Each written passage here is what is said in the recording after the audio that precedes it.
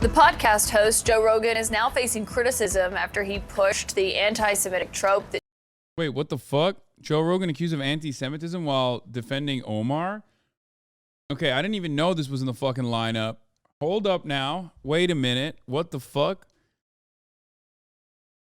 This is... Is there a rebuilding of a bridge here? Is there a recovery effort happening right now?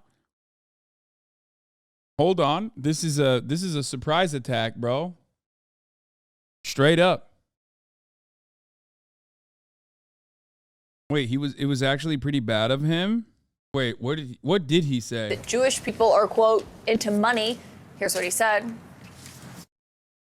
IlhanOmar, where she's apologizing for talking about it's all about the Benjamins. Yeah. Which is just about money. She's talking about money. She shouldn't have apologized. I'll go ahead that's and not an say anti-Semitic statement. I don't think that is. It's about Benjamins or money. You know, the idea that Jewish... Okay, up to this point, hold on. Everything he said up to this point is like, yeah, it is about money. Okay, let him The cook. idea that Jewish people are not into money is ridiculous. Listen. That's like saying Italians aren't into pizza. It's what? Stupid. What? Okay, no! Joe! Step away from the microphone! What did you do? He said Jewish people are into money like Italian people are into pizza. Oh, God. He was like, no, it's not an anti-Semitic trope. Because, like, Jews do love money.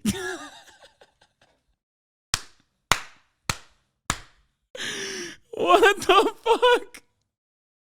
Bro! Why did you do that?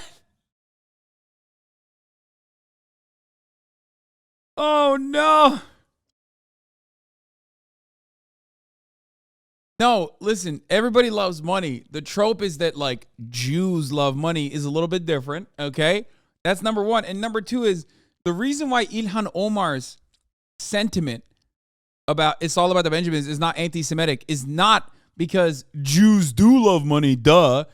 It's because AIPAC is the lobbying arm of the Israeli government, and they have an outsized level of influence over Congress.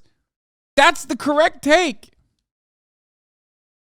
The correct take is that it's a lobbying firm that is very successful in lobbying the United States legislators. What the fuck? That's the reason why it's not. That's the reason why it's not anti-Semitic. What's wrong with this man? CNN media analyst and Axios media reporter Sarah Fisher is joining us now. Sarah, I mean, what are people saying about that moment? People are outraged, but at this point, people are kind of getting used to this being a pattern with Joe Rogan. This isn't... Okay. Dude, wait, stop. I need the OG. I need the OG clip. A thread of clips. Let's see. Sitting next to IlhanOmar, where she's apologizing. My man said IlhanOmar, by the way, which is like he added extra letters into that fucking name to make it like Ilhan, bro. Ilhan. What the fuck is Ilhan? Apologizing for talking about it's all about the Benjamins. Yeah. Which is just about money. She's talking about money. She shouldn't have apologized. I'll go ahead and say that's not an anti-Semitic statement. I don't think that is. It's about Benjamins or money.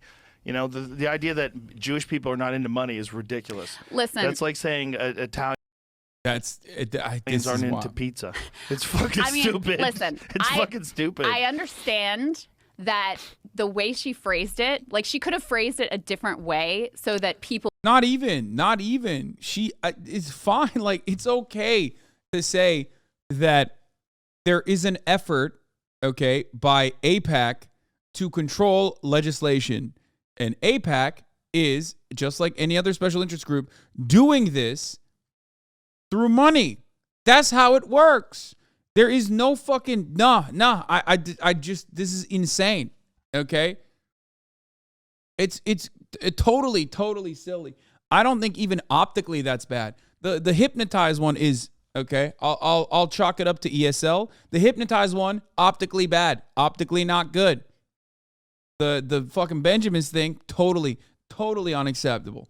People would have less of a freak out, but can you not talk about the influence of money in DC? Of course. Yeah, okay, she did great. She followed it up, literally talking about that. Okay, thank God. Holy shit. I was going to say, come on, Crystal. Jesus Christ. Like, money has a profound influence on Congress.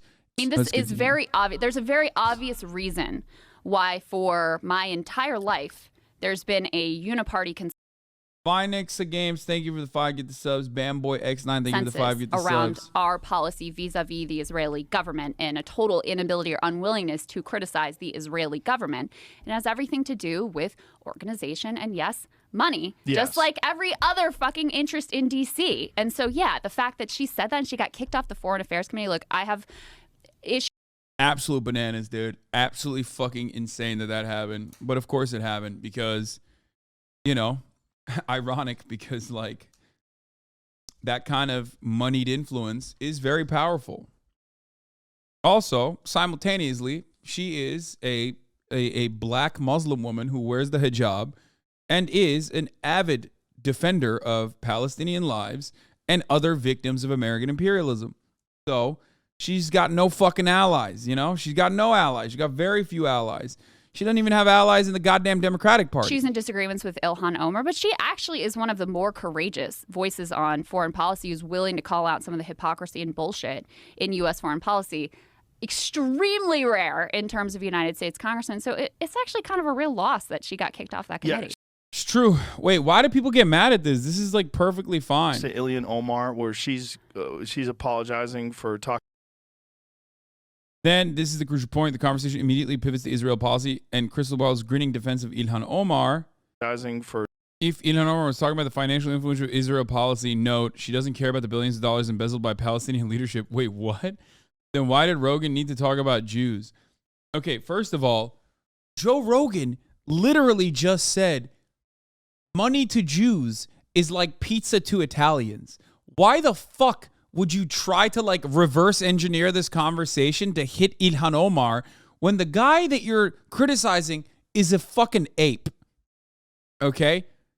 Like, very clearly, he's in a league of his own. Okay? The person across from him, Crystal, is actually describing the situation adequately. He's not even saying anything about Crystal Ball, by the way, which is surprising. He's just like trying to literally do reverse association. Back to IlhanOmar. He's like, well, fucking Joe Rogan doesn't get the point. So, like, what's up? Fucking IlhanOmar, you know what you were doing. It's like, that's so dumb. He said Palestinian leadership embezzling billions of dollars. Yeah, dude, they're so fucking caked up. The Palestinian leadership is just like, they're boss mode, dude. They're flex mode. You know what I mean? They are the ones who are really dressing down with the Gucci flip-flops. Not even me. Sitting next to IlhanOmar, where she's apologizing for talking about it's all about the Benjamins. Yeah, which is just about money. She's talking about money. She shouldn't have apologized. Conservatives and left-wing anti-Zionists absolutely and only overlap on the topic of Israel policies of the U.S., and I love that. But that's not even the case. Oftentimes, that's not true. It depends on what kind of conservative you're talking about. Like, that's literally not even true. If anything, conservatives and liberals overlap oftentimes on this, okay?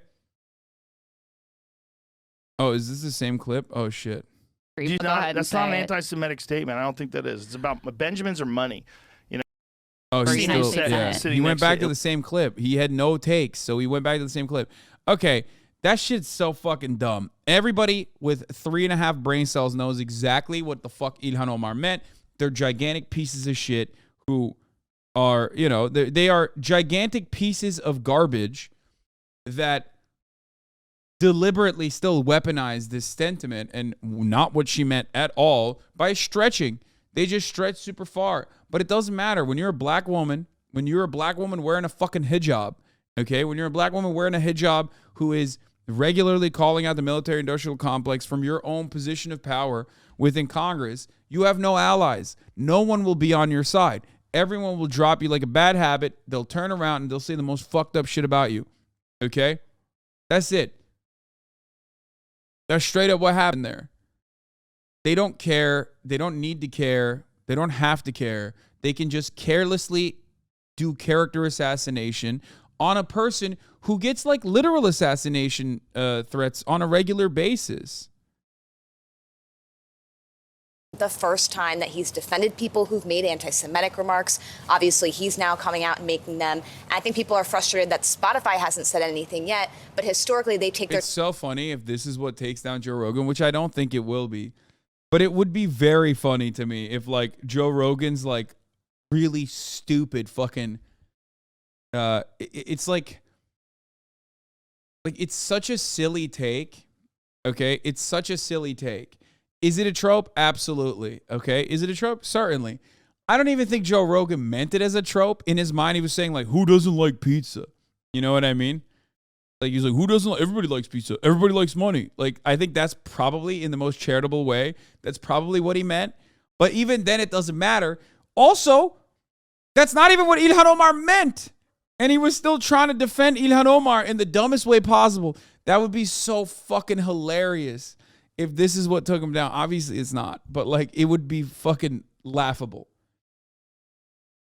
time to respond to these things. But you talked to Daniel Ek, who's the CEO of Spotify, about this. What did he say? Not about this specifically, but about these bigger issues. Sure, this is something that Spotify's been talking about for a long time. What do they think about content moderation? Because they're not the same as Google and Facebook. They're a different kind of platform. Ultimately, obviously, they'll say that they care a lot about safety. But remember, they're a Swedish company.